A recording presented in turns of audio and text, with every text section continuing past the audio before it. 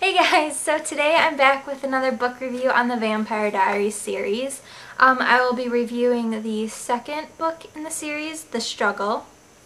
If in my next few book reviews I look exactly the same, it's because I'm about to go to bed right now.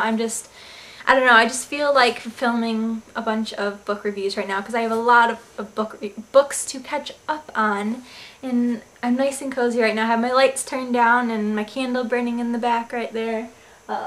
Island Colada by Bath & Body Works, I think, or the Slotkin Co. company by Bath & Body Works. And I got my little tea right here. So I'm just all cozy and ready to go to bed. So this is what the book looks like, as you saw probably in my The Awakening book review.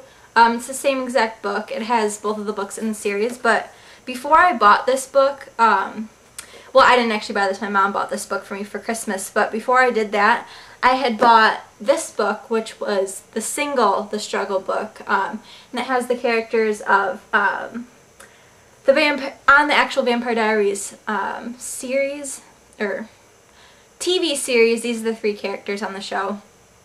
So I already bought this book, but I read it in this one instead anyways. Okay, so this book leaves off exactly where the last one left off.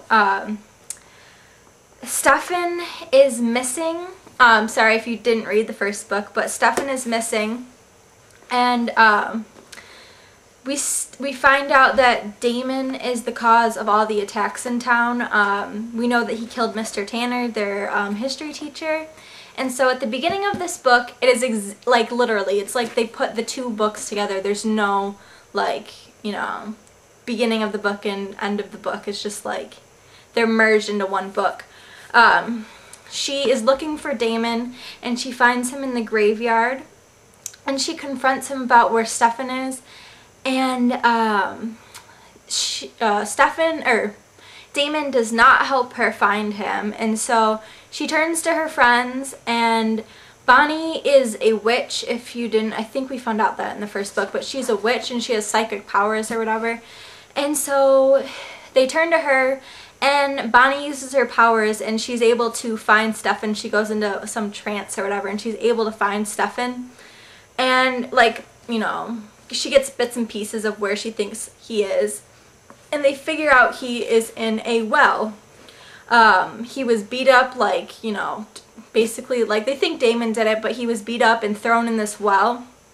And they get him out of the well, and a whole new problem arises. Elena, Bonnie, and Meredith were all having, like, a party at her house, and they do this spell to find, like, your perfect man or something like that, and for your perfect man to come to you or something like that. And her diary is stolen. They're not sure who stole it. They don't know how, because Bonnie and Meredith go to, like, the backyard or something to get their Bonnie's dog out of, like, the tree or something like that, but the dog ends up being dead.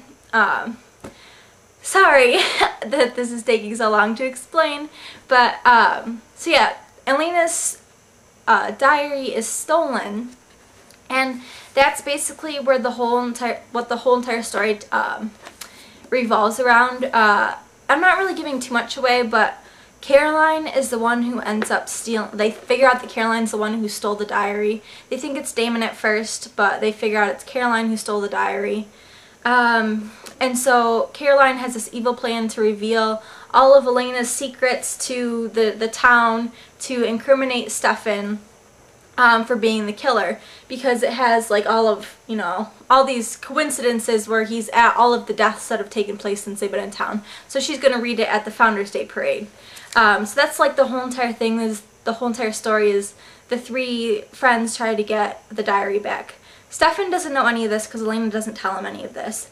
And then also the side story with Damon in this whole entire book is Damon is trying to get Elena to be his vampire queen with him, and so he keeps trying to convince her to, you know, to exchange blood with him, and so he can turn her into a vampire, and he's like very persistent about it, but she still rejects him.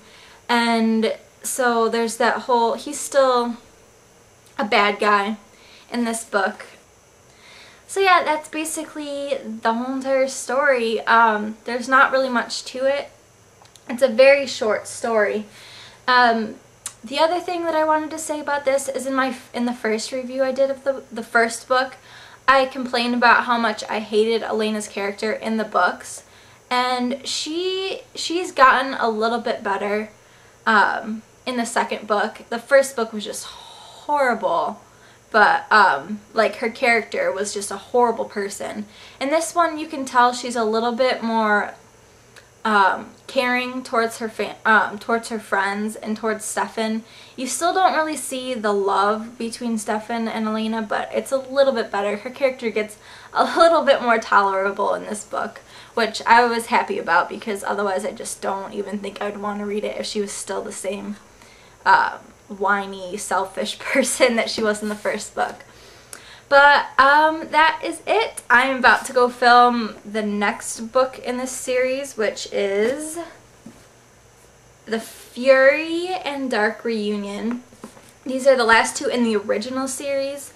Originally there was, I don't know if I told you this, originally there was four books in the series that were written in like 1990 by L.J. Smith, and these are the first 4 books that are in these two right here. So at the end of these two reviews, I'm going to do a comparison with the from the show to the books, so I hope you guys enjoy that. Yeah, I guess that's it. Leave a comment below telling me what other books you guys would like me to read, and just any other comments that you have in general, and go check out my channel and subscribe, please. I don't have a lot of subscribers still, and I would really appreciate it.